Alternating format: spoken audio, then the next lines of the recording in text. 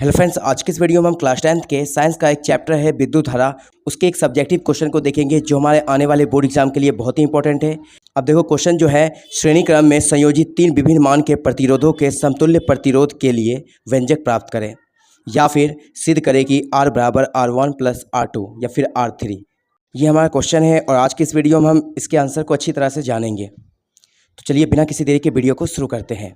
तो चलिए उस क्वेश्चन के आंसर को समझते हैं। सबसे पहले आपको समझना है श्रेणी क्रम में प्रतिरोधों का संयोजन क्या है। तो आपको याद रखना है कि श्रेणी क्रम संयोजन में प्रतिरोधों को इस प्रकार जोड़ा जाता है कि प्रत्येक प्रतिरोध का दूसरा सिरा अगले वाले प्रतिरोध के पहले सिरे से जुड़े हो। इस प्रकार के संयोजन में सभी प्रतिरोधों में एक ही धारा प्रवाहित होती है। कहने का मतलब है कि जैसे यहाँ पे मैंने तीन प्रतिरोध लिया है, R1, R2, R3। तो ये पहले प्रतिरोध का जो दूसरा सिरा है ये अगले प्रतिरोध यानी दूसरे प्रतिरोध के पहले सिरे से जुड़ा होगा। जैसे दूसरा प्रतिरोध का दूसरा सिरा क्या हो जाएगा, तीसरे प्रतिरोध के पहले सिरे से जुड़ा होगा। तो आपको बस याद रखना है कि जो भी हमारा प्रतिरोध होगा श्रेणी क्रम में, उसका दूसरा सिरा हमेशा अगले प्रतिरोध के पहले सिरे से जुड़ा होगा। अब चलिए पहले हम इसके परिपथ को समझते हैं, उसके बाद इससे हम व्यंजक प्राप्त करेंगे। तो सबसे पहले हमने क्या किया है कि तीन प्रतिरोध लिया है, R1, R2, R3। इन तीनों को हमने श्रेणी क्रम में जोड़ दिया है और साथ ही साथ इस परिपथ में हमने V वोल्ट का बैटरी लगा दिया है, जिसके कारण I एम्पियर का विद्युत धारा इसमें प्रवाहित होने लगा है। और आपको याद रखना है, चूंकि इस परिपथ में हमने जो प्रतिरोध को जोड़ा है वो श्रेणी क्रम में जोड़ा है, इसलिए इसमें जो भी विद्युत धारा प्रवाहित होगा वो समान होगा। अब आपको याद रखना है कि जैसे ये R1 हमारा जो प्रतिरोध है, अब इन दोनों के बीच के बिंदुओं का कुछ अगर हम विभवांतर निकालेंगे तो कुछ ना कुछ निकलेगा, इसलिए हमने इसको V1 मान लिया। इसी तरह प्रतिरोध R2 के बीच के बिंदुओं का जो विभवांतर है V2 मान लिया है, और इसी तरह R3 के अधीन हमने विभवांतर जो मान लिया है V3 मान लिया है। ठीक है, अब हमें क्या करना है कि इस परिपथ के समतुल्य एक अलग से परिपथ बना देना है। कहने का मतलब है कि ये जो समतुल्य परिपथ बनेगा, इसमें जितना भी प्रतिरोध होगा इन सभी प्रतिरोध के मान के बराबर होगा। तो सिंपल सा आपको इसे बना देना है। अब यहाँ पे प्रतिरोध हमने क्या मान लिया है, RS। चूँकि ये श्रेणी क्रम के लिए है इसीलिए S हमने दे दिया है, और इसे भी हमने V वोल्ट के बैटरी के साथ जोड़ दिया है, जिससे I एम्पियर का धारा बह रहा है।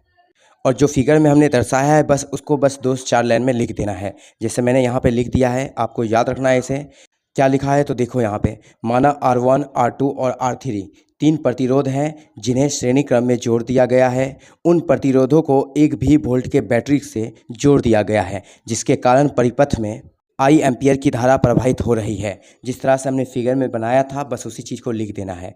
अब हमें क्या करना है, ओम के नियम से चलना है। ओम के नियम में हमने एक फार्मूला पढ़ा था, V बराबर IR, और यहाँ परिपथ में प्रत्येक प्रतिरोध के अधीन विभवांतर अलग अलग है।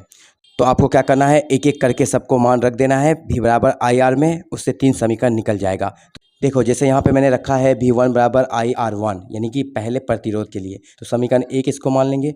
दूसरा V2 बराबर हो जाएगा IR2, समीकरण 2 मान लेंगे। और तीसरा V3 बराबर IR3, समीकरण 3 मान लेंगे। अब क्या करना है, समतुल्य परिपथ से चलेंगे। तो समतुल्य परिपथ में देखो यहाँ हमारा विभवांतर जो है V है और विद्युत धारा I है, और प्रतिरोध क्या है, RS है। और इसके कारण हमें जो वैल्यू मिल रहा है V बराबर IRS, समीकरण 4 इसको मान लेंगे। अब हमें क्या करना है, समीकरण 1, 2 और 3 को जोड़ देना है।